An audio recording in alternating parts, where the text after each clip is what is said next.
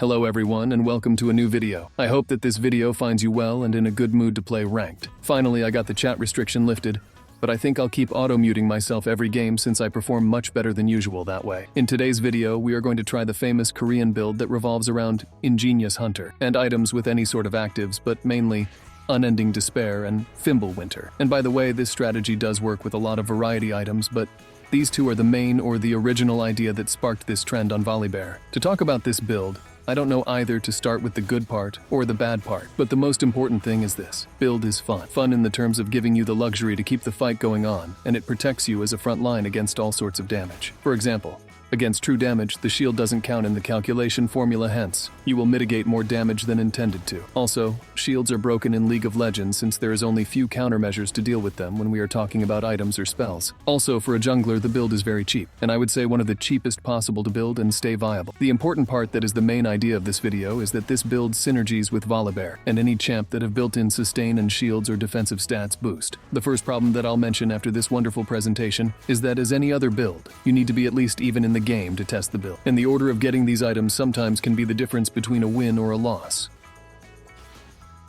Among one of the things you can do to get ahead by farming the jungle camps is counter-jungling, and it is a brand. I mean, at this early in the game, that champion looks like a worm when facing me. Also, I decided to test another strategy, and that is to focus solely on one lane the whole game or exactly one role, in this game against a Riven. My top side decided to go for Vayne. Now, based on my last video, I usually don't help counter picks when they are on my team, but since it is a Riven, as long as Riot is not nerfing Riven animations or reworking that champion, I'll camp it even if it is the support. The only thing that I like about Riven is the lore. Anything else is simply unacceptable about that character. The second part is that I want Brand to come to this side and challenge him. All this to push forward my supposed lead from counter-jungling and to get my items earlier and actually play the game.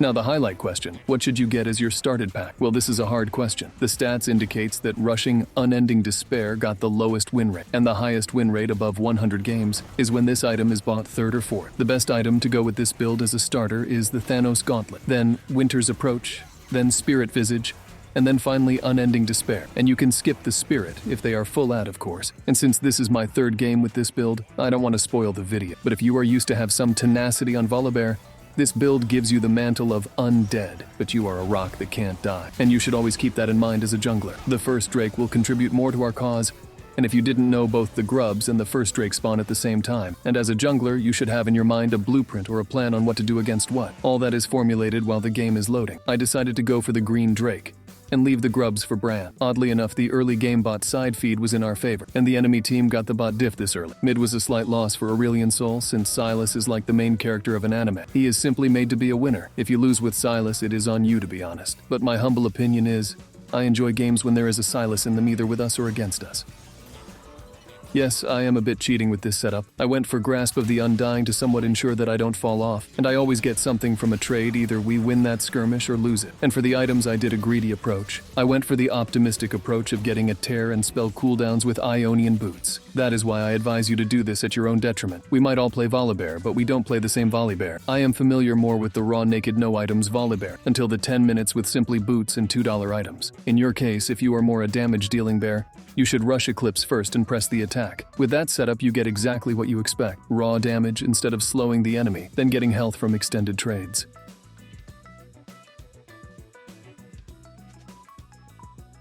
To be fair to the enemy jungler, this is illegal for one simple reason. I have only a Sheen, and the buffs didn't contribute much to this play. This is what I meant, raw Volibear. The champion is made to be a boss-level threat. To win against a normal Volibear, you need to be fed. But since Riot don't respect their own champions, they can easily go ahead and violate this rule and release broken champions that are just broken due to their skins for commercial purposes. Now, we are back to our natural habitat. As a jungler, I exist only to tilt and backdoor. These two activities draws out for me personally the best experience out of this game, and we don't have to be creative against Riven players. Simply run them down. This encounter will provide that the buffs are indeed effective. I recall once in a game I couldn't catch up to a Riven with my Q due to her low cooldown spam, utmost humiliation for a gank.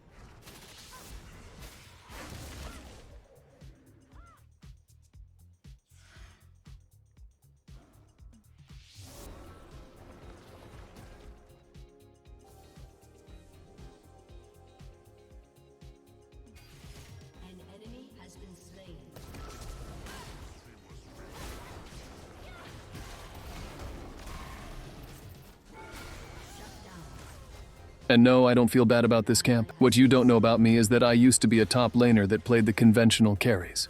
Garen, Nasus, Urgot, and such champions. And I received this treatment many seasons with no help whatsoever. And with time, I felt the hardships that top laners go through and decided to be a jungler. And I become that jungler I always wanted to come to my lane and gank for me. That is why you will find out with time if you keep watching my channel is that I'm always expecting my top side either to assist me or carry the game provided I camp him or give him a slight touch of help. Those 3 pings are what I used to telegraph to my ally the game plan. Some get it and some are literally dumb blind players. The issue in this play that we are about to witness is that it can easily go to shit if they all jump one target. The eel decided to not showing until the fight starts, and Vayne isn't a true Vayne player. That leaves us with just me to create a battleground and hope that my team will collapse on me and win the fight. In the midst of this shitty situation, here is the hope. The build we are actually building is exactly made for this. Our build will turn Volibear into a warmong. That is why Riot should add built-in messages that are actually meaningful for roles. For example, I can tank this shit. I have the damage to kill that guy. Let's hope they release them in the upcoming season by any chance.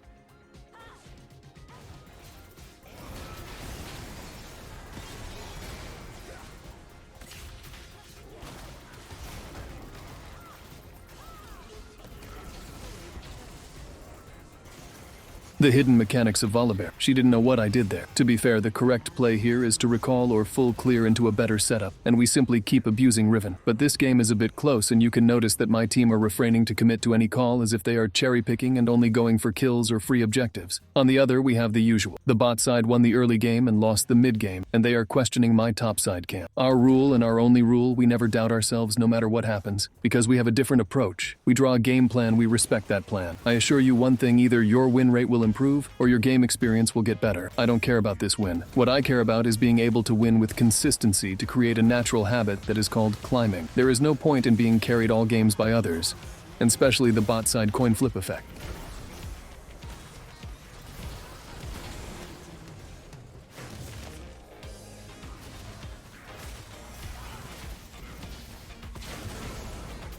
Died by the hands of a no-mana Silas. Nice one, and it would be a good time story for my kids. Moving on, we got of our hands the pressure of the perfect score syndrome. Trying to keep a clean score will lose you games with time, but from this build orientation we didn't die so far due to Grasp of the Undying, and that's a big plus since we are experimenting with this build in runes. Regarding the build in question, I went for the Spectre's Cowl as a core item, even though it is a component, and I'll finish after that Winter's Approach, since we fully stacked the Tear. The luck factor regarding this item is stacking also Ingenious Hunter stacks. The time when you will feel this build is useless is when you don't get kills or you simply keep killing the same target. Hence, this build is heavily focused around team play, and not a single carry split push obviously. But I think we can turn this build with a little bit of tinkering into a split push build where you are actually the terror on the rift. Maybe that idea needs more of mind storming and a lot of losses to come up with, but it will be really a fun thing to find out if we are successful.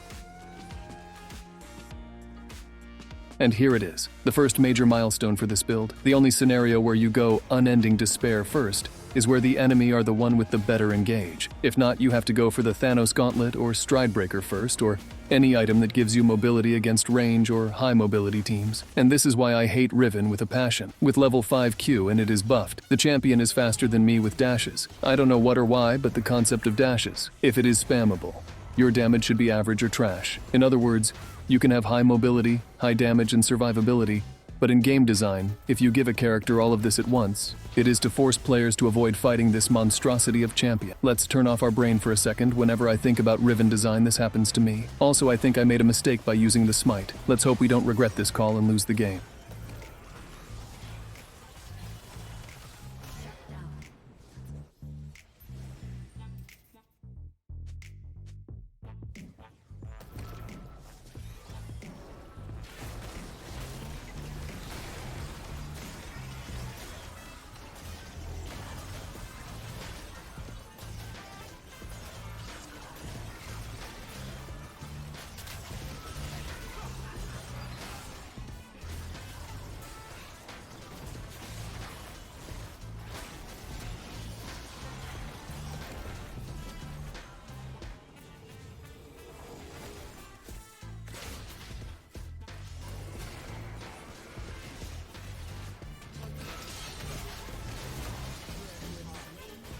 This is a close moment. I don't think I could have done anything there because of the traps. The second unlucky thing that happened is that I am short for about 50 gold to get Spirit Visage, and I can't wait for it.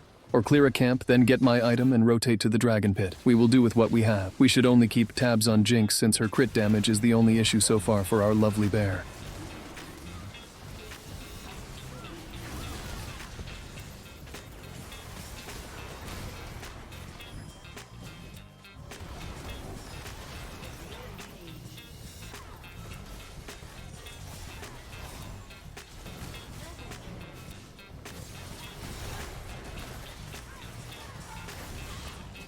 Ambitious leap of faith. If that was the fucking wall of China, I would have made it. Riot with their spaghetti code. Guys, I think they scammed us with that trailer where Volibear is bigger than the howling abyss. Sad life. After this game, I'll go to practice tool and make sure I'll get that flash in future games.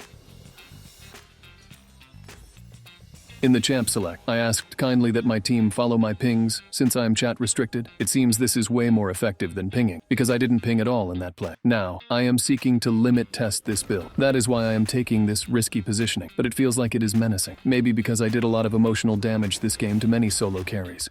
The only champion that I didn't get to fight is Jinx. Now the last item is Unending Despair, and if this game goes any longer, we will be a true raid boss. The last item will be a true game breaker, to be honest, and I would suggest that the item to be picked last is either Cosmic Drive or Rift Maker, since Jackshow would be just a plus instead of a complete upgrade.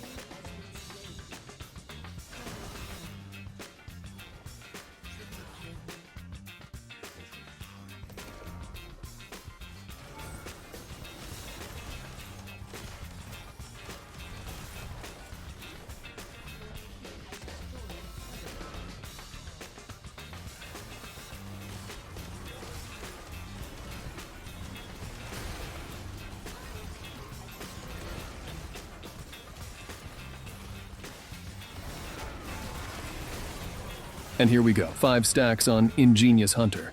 And the sad part about this game, I think they're starting to give up. And this is understandable when facing our composition and they don't have a proper front line. Both Riven and Sylas are a pseudo front to deal with my engage, but if Sylas gets my ultimate, he can do a fancy play to get to the back line and leave just me and Sir Uselessness. But if no one loses focus, we will be having the ultimate dilemma from Superman. And that is, what will happen if an immovable object meets an unstoppable force? I am truly looking forward to a game where I reach my core setup and the enemy team does the proper damage to test the build.